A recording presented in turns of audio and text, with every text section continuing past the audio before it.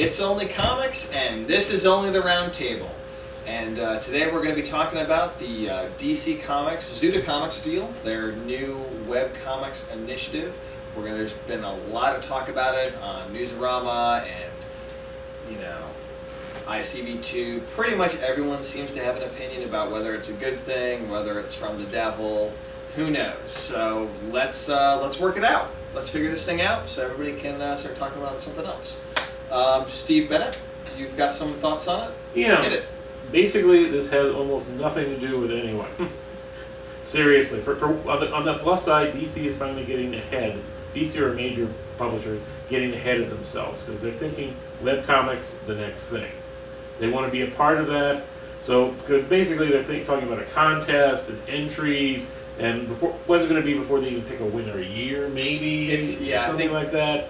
And then I think it's a fine thing in the sense of it's a major publisher trying to publish something that isn't superhero comics. Tony Bear, your thoughts? Well, I think the webcomic format certainly has the potential to be successful. I think it has failed miserably in most of the incarnations it's taken so far. So I'm hesitant. I'm willing to believe that DC can succeed, especially if they throw enough money at the problem. And I do think it's a very interesting idea, especially sort of, I've been looking at the actual structure of how they're trying to lay it out and the potential of being able to download these comics onto, say, your phone or your personal data assistant or your tricorder or what have you. Exactly. That's all very, very exciting, but it's also sort of perilous.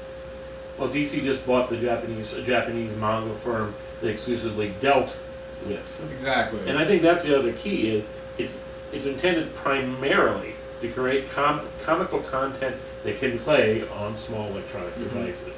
On your computer, sure, but it's hard to run a page of Superman by Jim Lee, you know, on your iPhone.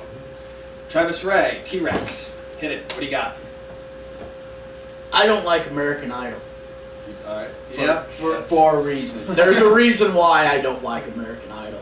And it's not because, you know, I have to stand listening to your friggin' Kelly Clarkson, your it's that guy they really The guy. But that guy. Anyway, this is what it sounds like. This is an American Idol for comics.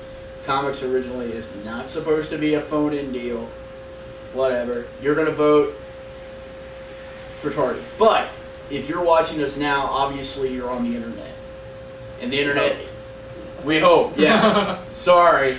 The internet has gotten huge. And the internet is a great place to showcase new talent. I agree to that. So maybe... That's why we're here. Yeah, we're awesome talent.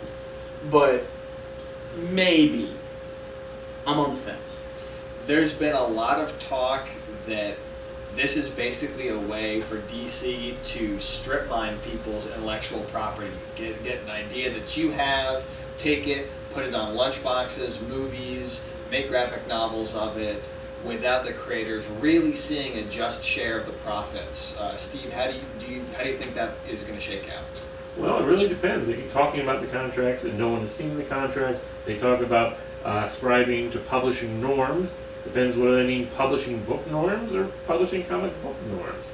But the truth of the matter is, the major trouble with comic books today is nobody wants to create anything new because you get, what, 2%? You get the 2% deal. And you're basically beholden to the company to play fair with you. And sometimes they do play fair with you because Marv Wolfman and George Perez, they made a buttload of money out of Teen Titans. And I'm sure it's only a fraction of the amount that the merchandise and cartoon brought in, but they made a lot of money. Then you have Tony Isabella, who created Black Lightning, and maybe it's just a coincidence, but it seems like DC has done everything in its power to prevent him from making any money when it comes to merchandise, appearances, and other media with Black Lightning. Tony, what do you think about that? Well, as far as Black Lightning goes, I think we also have to look at the popularity of the character versus the popularity of Mark Wolfman and George Perez's characters. Very true. But I went to the Zudacomics website today and I took a look at what they have going on right now. It's sort of really still in beta stages, but they do make it a point to address this whole contract argument. And they have a quote from Paul Levitz, DC's publisher, president, I believe. I think something like that. Yeah. And We'll run facts at the bottom. So Okay. look If you're down not for facts. sure. way to give me more jobs. Yes. Don't blame me. But anyway, Paul Levitz, whoever he is